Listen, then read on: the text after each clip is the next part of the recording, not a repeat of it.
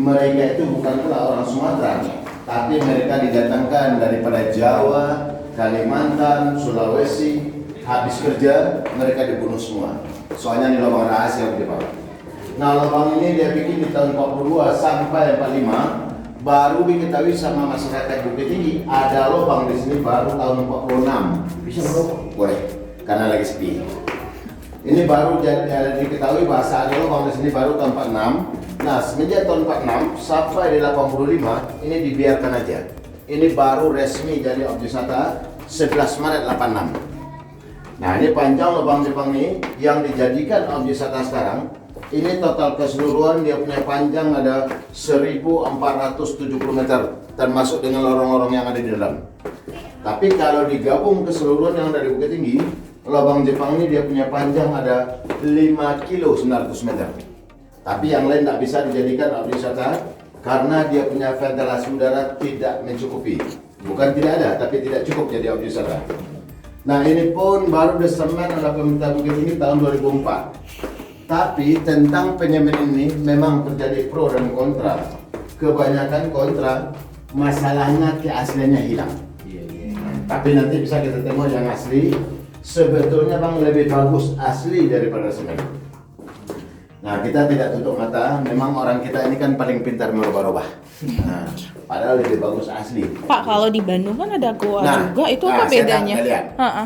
Di Bandung ada, sebetulnya lubang Jepang ini yang terkenal di Indonesia ada 3. Satu di Bandung, di Dago Pakar. Iya, saya udah lihat di sana. Sebagai perbandingan buat saya di sini panjangnya lebih kurang cuma 100 meter di Bandung. Nah, satu lagi di Biak Irian Jaya. Tapi yang paling panjang di Indonesia yang di sini. Ini Bukit Tinggi ini dulu bagi Jepang mau dijadikan sebagai pusat pertahanannya di Sumatera. Jadi pusat pertahanannya di Sumatera di Bukit Tinggi ini. Dan juga Bukit Tinggi ini kecil-kecil pernah jadi ibu kota Indonesia dulu. Oh iya, benar. Ya. Zaman Bung Karno. Sebentar ya Pak? Itu sementara aja dalam darurat. Iya. Nah ini Pak ya.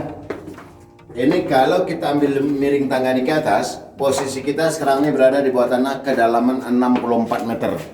Atau dia punya tangga dari bawah ini sampai pintu 132 tangga. Tapi kalau kita ambil lurus ke atas, posisi kita sekarang ini berada di bawah tanah kedalaman 40 meter. Jadi kalau kita punya handphone pun di dalamnya tidak ada sinyal.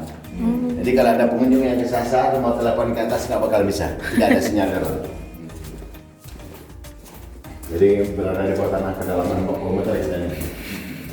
Tapi ini mending terang. Kalau yang di Dago itu gelap loh Pak. Kan tidak dijadikan objek wisata. Tapi orang masih banyak yang datang. Nah, mungkin pakai obor masuknya ya. Iya, pakai ini dia. Jadi kita di depan itu dijual center, di sana beli center.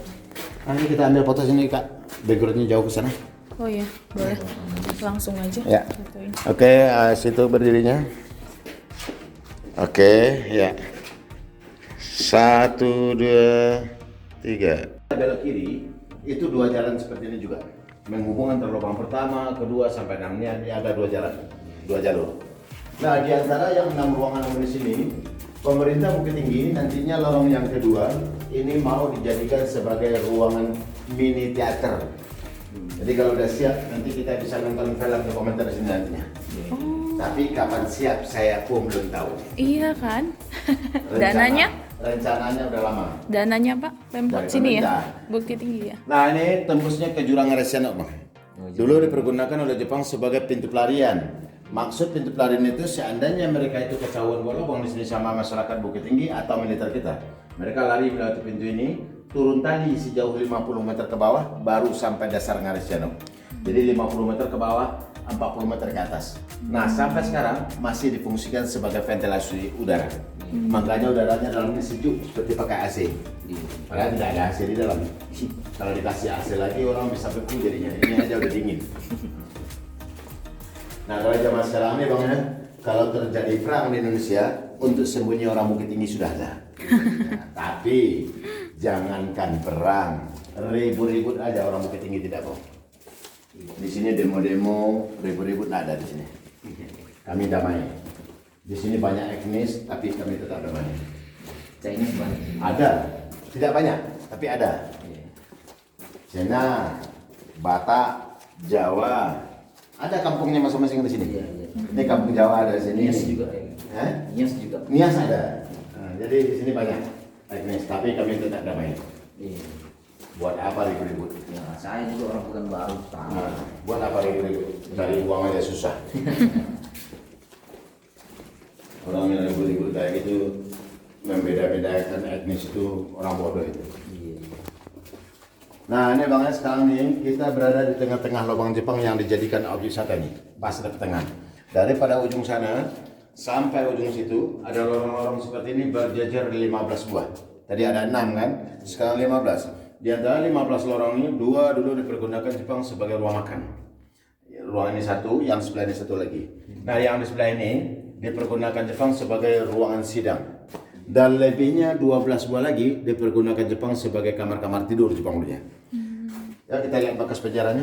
Nah di antara kamar-kamar tidur Jepang ini, pemerintah Bukit Tinggi nantinya ada 4 lorong mau dijadikan sebagai kafe.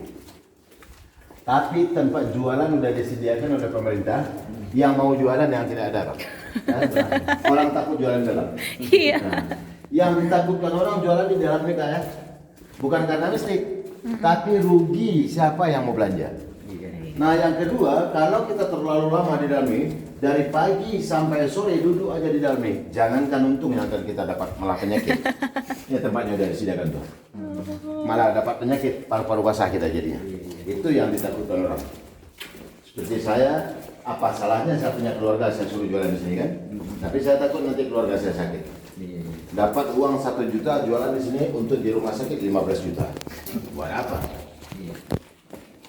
Nah inilah akibat di semen ya Bang. Akibat di semen. Lepas ya kan? Tanah ini kan dia mengandung air. Lama-lama getah semen itu hilang, dia jatuh seperti ini. Nah sebetulnya lebih bagus asli daripada semen. Ini yang aslinya, yang belum bersemen sedikit ini.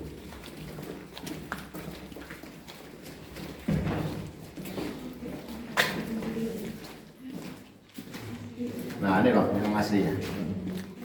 Kan bagus asli seperti ini. Daripada di semen. Bayangkan semenjak tahun 42 sampai sekarang nggak ada yang rusak. Malah di semen ada rusaknya. Nah ini kita tengok Bang, samping kiri kanan ini kan ada lubang garis-garis ini. Dingin banget ya tanahnya. Ya, karena dalamnya ada 6 buah ventilasi udara.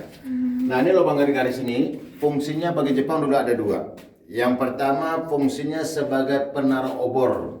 Mereka pakai penerang pakai obor, dia taruh sini. Nah yang kedua sampai sekarang ini masih berfungsi nih sebagai peredam suara. Biasanya kita kalau di dalam gua kan bergema. Nah sekarang berteriak pun kita sini tidak ada gema.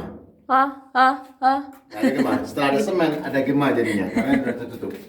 Itulah gunanya bagi Jepang. Ya Jepang badan yang pendek, otak panjang. Kalau zaman sekarang mereka kalau datang 1-2 orang nggak berani masuk sini Bang. Nggak berani dia.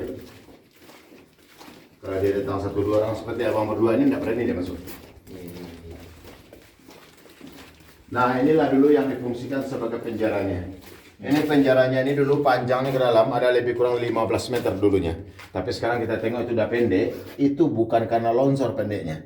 Tapi jalannya sebelum dikasih batu ini, dulu tanahnya nggak rata. Jadi didatarkan dulu, lebih-lebih tanah itu waktu pemugaran mereka buang ke dalam nih. Nah guna penjara ini bagi orang kita yang membangkang mau kerja, mereka dipenjara di sini. Setelah itu mereka disiksa dan langsung dibunuh. Setelah mereka mati semua, mereka tuh bukan dikubur, tapi mereka dibuang ke sungai yang melalui lubang.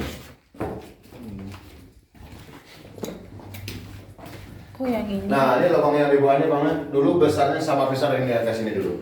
Tapi sekarang udah kecil, memang disengaja diperkecil untuk menjaga keamanan pengunjung. Nah, ini pintu masuknya yang kecil, di dalamnya pun kita bisa berdiri seperti ini juga. Dalamnya besar. Jadi mayat itu mereka tarik sampai di sungai baru mereka dibuang ke sungai. Jadi dihanyutkan air, bukan tinggal dalam lubang ini. Yang atas ini gunanya sebagai pintu pengintai. Nah ruangan ini mereka bilang dapur itu sebagai tipuan aja. Malah ini difungsikan oleh Jepang dulunya sebagai ruangan penyiksaan, bukan buat masak. Kalau mereka menggunakan buat masak di sini, otomatis pasti asapnya keluar situ. Bisa diketahui bahasa orang bikin lubang. Itu sebagai tipuan aja mereka bilang dapur. Nanti kalau orang Jepang itu takut masuk sini, takut nanti dimasukkan orang Bukit Tinggi pula dalam itu. Makanya dia berani dia masuk. Tapi kan yang buat kelok 9 orang itu juga. Ya. Tapi itu bang, saya tanya sama abang. Di Sumatera Barat ini kan terkenal kelok 9, Iya. kelok 44. Abang percaya nggak itu semua? Nggak percaya sih. Kenapa nggak percaya? Kan abang udah nengok. Iya. Kenapa abang nggak percaya? Maksudnya? Abang percaya nggak itu ada kelok 9, ada kelok 44?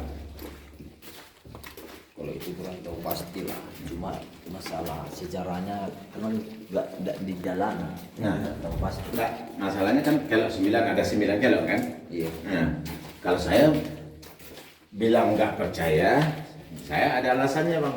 Saya bilang nggak percaya. Iya. Alasannya, yang saya tahu di atas dunia ini kelok cuma 2 bang. Kiri kanan. Iya. Nggak ada kelok 9. Nggak ada kelok 44. Iya. Itu alasan saya nggak percaya. Sejarahnya memang nggak di jalan.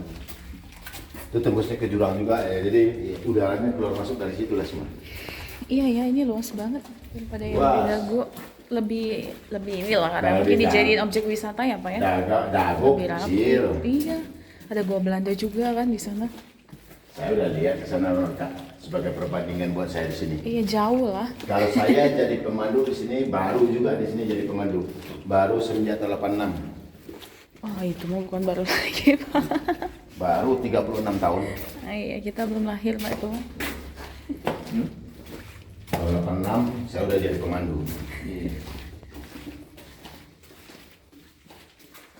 Kalau pemandu di sini tidak boleh orang luar kelurahan dari sini. Nanti kalau orang luar kelurahan sini nanti dia buat berbuat jahat, nanti dia bisa lari. Kalau kami tidak bisa lari-lari. 2003 udah pernah Pak. Udah pernah ke sini? 2003? Dari sekolah.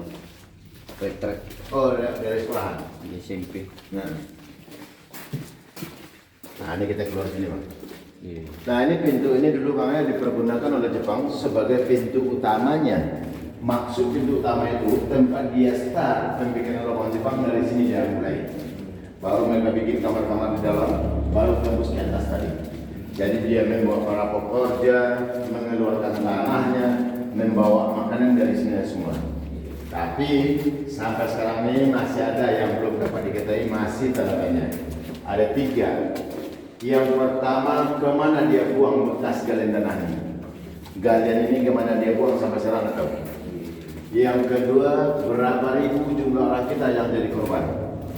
Yang ketiga, pimpinannya di sini dulu yaitu Jenderal Watanabe. Apakah dia sudah mati? Kemana dia pergi? Sampai saat ini tidak diketahui. Jadi yang 3 itu masih tanda tanya. Itulah tentang cerita lubang-lubang semua. Umumnya di bawah bukit tinggi ini lubangnya semua. Ada tembusnya ke Jungkadang, ada tembusnya ke batas kota. Jadi itu nak dibuka dia wisata. Di sini wisatanya apa lagi ya Pak? Di sini Ngaresiano ini sama lubang Jepang, Janggadang dan yang Fort Depok itu saja. Kalau ada nama meninjau, lewat sini bisa.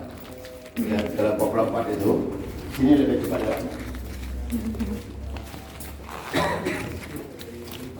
Nah, kita keluar sini naik tangga lagi, baru sampai dalam taman tadi.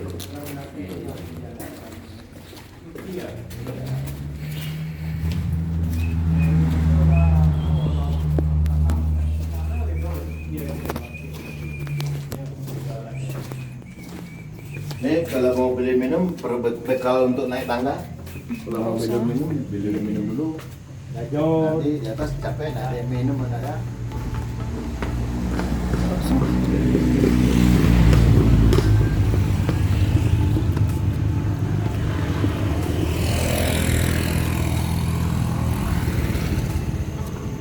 Ini jalannya kemana nih? Jalan pintas ke Danau Meninjau itu. Ke Danau Meninjau namanya ada Bukit Tinggi lagi.